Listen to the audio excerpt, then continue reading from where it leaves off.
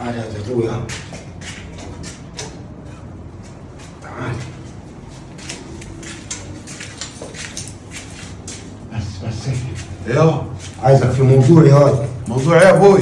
بيني ما بينك المرة معي لي سنتين وانا قرفان منها. النهار كله يا بتكح يا بتشخر يا رجليها وجعاها وتنام لي من قبل العشاء. وانا خلايقي دايقه يا طول. لو انت راجل وسيم يا عم عبد الناصر ولسه شباب برضه، انا مش عارف ايه مصبرك عليها المره الفجريه دي بقى قابلها لابسه لها 3 كلاسين يا عم عبد الناصر تقول لي ركبي يا ضوي، ركبي وجعاني. انت تعرف انا بروح اشتري عيش على كده الساعه 6 الصبح من الفرن. أيوه. اللي جنبك دي. ايوه. اسمع شخيرها من الشباك عند الفرن بتاعت العيش، وعارف اقول للراجل بتاع الفرن ايه يا ابوي ده صوت سير الفرن ولا ايه ده ولا موتور الفرن بايظ؟ يقول لي دي مرت عبد الناصر بتشخر. يعني بص شخيرها مشهور في البلد كله. القالك بيت يا عمي وزوزه صغيره يا عم عبد الناصر، انت عايز شموكه نظيفه تدلعك؟ انت راجل شباب لسه. ايوه انت شايفني يا ود يا ضو، انا راجل ناقص حاجه يا ود. ناقص حاجه؟ راجل ناقص ايه يا عم عبد الناصر؟ بيني ما بينك انا تكلمت لي على واحده ومربط عليها ان شاء الله اليومين الجايات دي هخلص الموضوع. حلوه؟ تمام 100. انت يا عم عبد الناصر مش ناقصك حاجه، انت لو طولت السوالف بتاعتك هتبقى تامر حسني. ان شاء الله على خير، ادعي لي. بس بقول لك كلام اللي قلته لك ده السر ده خليه في بير عاد يا ضوي. سرك في بير يا عم عبد الناصر. اوعى يا ضوي. وانت عارفني انا بتاع كلام وحديد. يا برو. ماشي. شوف لي حق علبه السجاير عشان الصدر معاي بيزيق. واحضرك بعدين ادعي لي بس لما يخلص المشوار ده على خير، لما افكها بقديك. البس سجاير يا ابوي بقول لك لما افكها بقديك. هذا همك هم الفلوس انت، سيبني ضلك. يدي حق علبه سجاير الراجل يا بخيل. حاضر. يقول لي قال سرك في بير، ده انا هخليها لك كل دير عصير. لو خليتها عجزتك لا تقول ولا حاجه.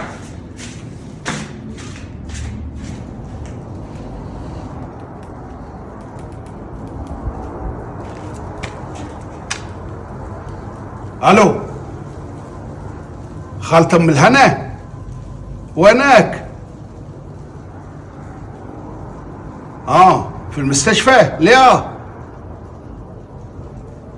بزوري واحدة عندها جلطة. ماشي. بقول لك عايزك في موضوع كده مهم، بس ما تقوليش الضوء قال لي.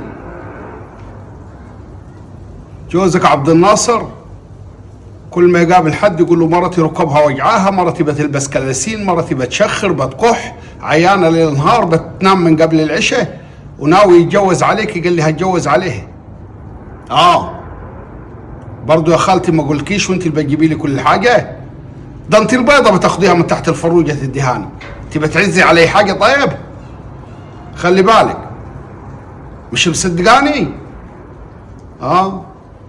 طب انا هعمل لك ليه كمين يا خالتي وانا رايح له، واعملي نفسك نايمه يا خالتي واسمعي بودنك. برضه يا ست الكل. برضه انت يا ست الكل يلي الناس كلها بتحلف بحياتك. ماشي. بس لو كلامي طلع صح عايزك تكسري ركبه وتعجزيه عشان ما يقدرش يطلع اصلا. مش عايز يطلع من البيت انا.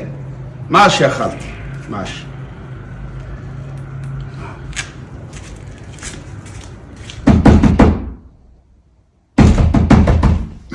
مين بيخبط هذلك يا اخوي؟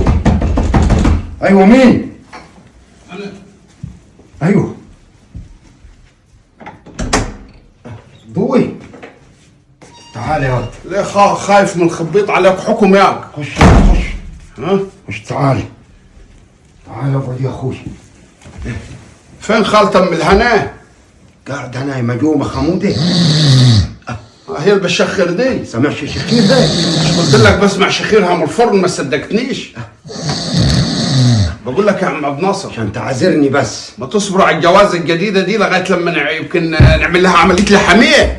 يا فجر اسكت. هنوديها لدكتور اذن وانف وحنجر يعمل لها يشيل لها اللحميه ومش هتشخر تاني. ليه هتتجوز على خالة ام الهنا؟ اسكت صنبوزك اسكت يا فقري. لا تسمع اسكت تخربها علينا يا ابوي، هي ملحوده نايمه مش هتسمع، دي حاطه 100 قطن في ودانها يا عم عبد الناصر. برضه الحيطان لها ودان يا فقري. ماشي، بس بيقولوا لي عروسه حلوه. واعي ودرك يا ود اسكت لما تم المشوار ده على خير. مش هتسمعنا هي يا عم عبد الناصر. ما اسمعش كير.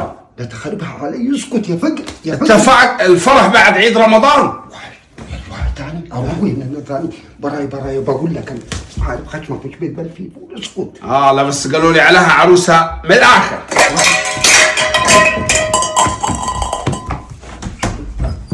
افلكتها يا فقر الله يسد بيتك.